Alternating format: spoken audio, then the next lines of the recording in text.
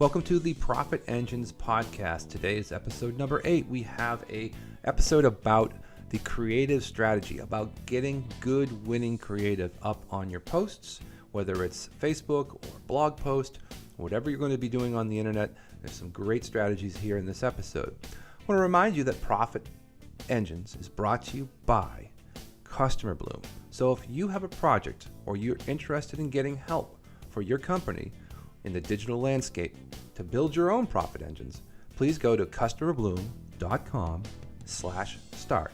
Again, please go to CustomerBloom.com/start and we'll get you started with your own project. On with the show. Okay, so here's another quick episode for you to think through the creative mindset, especially pictures when you're using them in blogs and you're using them in Facebook and Instagram. We've had a lot of recent discussions with some of our clients around how to use creative better. I do a lot of, some would say it's consulting, but it's more me just trying to give pointers. And we're really going to talk about the secrets of creative. We've done so many different case studies around this and so many different variations of a theme. So this is really thinking through the process of creative. You have 2 to maybe 3 seconds. And I'll say that because this is the key. You've got to convey in 2 to 3 seconds the whole process of what you're trying to get across to an audience. Especially in Facebook, when you're thumbing through, it's really 2 to 3 seconds. It's all you really have. And this is really how to capture attention, right? So the images, right, versus pictures. Okay, so the big thing here, this is the number one tip.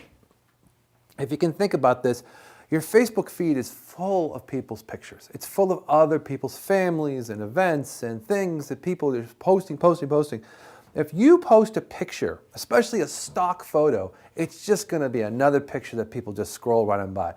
So really think about images and things that you can combine that will, even if there's a picture or something of a event and they're putting imagery on top of it, something that's going to break the pattern. So that's what the number one thing to do is to break patterns. So people look at patterns, right? So patterns are the thing in Facebook that we kind of all go through, and especially in Facebook and even in some blogs. If you don't see something that's a pattern interrupt, it's difficult to stop and think. So a lot of the things that happen are trying to get through the strategy of trying to create imagery. It's really going to be there. Now, conveying the message. So the message needs to be very obvious, right? Okay, so obvious. So the concept is that if you can keep an obvious message into your strategy that tells the story in a very simple pictorial way. I think today was a good example. We were putting up some new blog posts and I said, you know what we really need to do is show a picture of like an offer on a platter and people looking at the offer or you know, not people, but cartoons sort of looking faces looking at an offer with a dollar sign on it. And then the title was, you know, how to have a great competing offer. And then there's a little picture of me down at the bottom saying, hey, this is our episode number 7 of our podcast. So really kind of conveying it's about an offer and there's an offer on the table. It relates to dollars. So just telling your story. So it's really important to think about your imagery so you can get the point across. So it will work well in different modalities. Because that's the great thing is if you have a good image, you can use it across the different social channels and start it even on your blog and then do your distribution through your social channels from your blog. And that's the really cool thing is to reuse an image and not just have one sort of image for different channels, but really look at thinking through the imagery and thinking through the strategy of that image being in multiple places. So really, if you can display the product or service, right? So product, service, information, if that can be part of it, if you can get part of the info, product, service in it so that you get the concept, because a lot of people use this stock imagery and they just push it out there and they're trying to use the headline in their ads or the headlines in their blogs to catch people's attention, when there's this huge space that's not even being used properly right below it with this giant picture, typically of just something that they've taken out of a folder that's a stock image, like just of something random. I see it all the time. It's like 90% of the people don't even think through the image. Now, that's really what you need to do, is stand out, right? So that image needs to stand out. It needs to become part of the strategy. It needs to be a little bit different, a little bit more cohesive with your matter. And the next thing to think is your branding. So is there colors that match your brand? Is there fonts that match your brand? Are you trying to make sure that you stay consistent so that someone sees it again? There's this messaging trying to get into their sort of engagement process with your brand that's similar, so they get the fact that it's coming from you.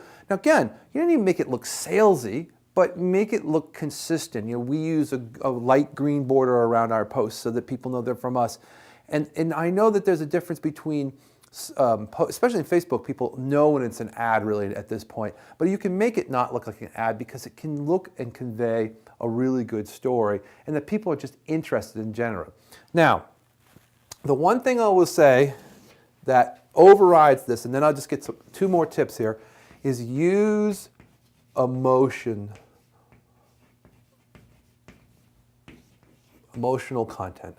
Because people do not buy on logic, they buy on emotional content. So when you see something, you've got to be dragged in from the emotions, and there's all the emotions that are involved in especially ads, which is fear and greed and all those sort of Cialdini, we call them, thought processes of people trying to get to a better position or save or get something related. So if you can bring in the emotional content and think through the ad. Again, we're going to do the next episode on a bunch of reviews of ads and then critique them, so you're going to see this and how people use the emotional content of the ad to drive a thought process to get people to click the button, which might be learn more or buy or whatever the terminology, if it's in Facebook or if it's on a blog post or if it's on a website.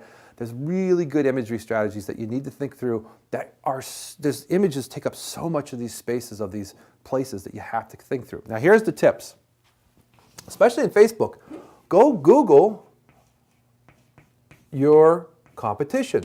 So if you can Google your competition, go look at what they're doing for there's no reason, they're not going to copy it, but you can see what they're doing and what they're trying to get across. And there might be some keywords in their ads that relate to the product or service that you're trying to serve or the information that you're trying to provide. Just Google that before you even start running the thought process around your ads so you can get some ideas. And then come up with 2 or 3 variations of your image and then bring it over to your designer and get it done. Or do it yourself in Canva or any of these online programs where you can do your own imaging. The key is don't initially just take that first one and go, okay, it's done. Take a secondary look on a different set of circumstances. Use a couple different keywords when you're searching in Google. Again, this is a big tip out there. Use the tools that are right at your fingertips to get some variance, to see some different types. So you might start in one direction but end up in another direction as you kind of look through different keywords that relate to your product, service, or information. I hope this helps. We're going to go through the details of going through some critiques in the next episode.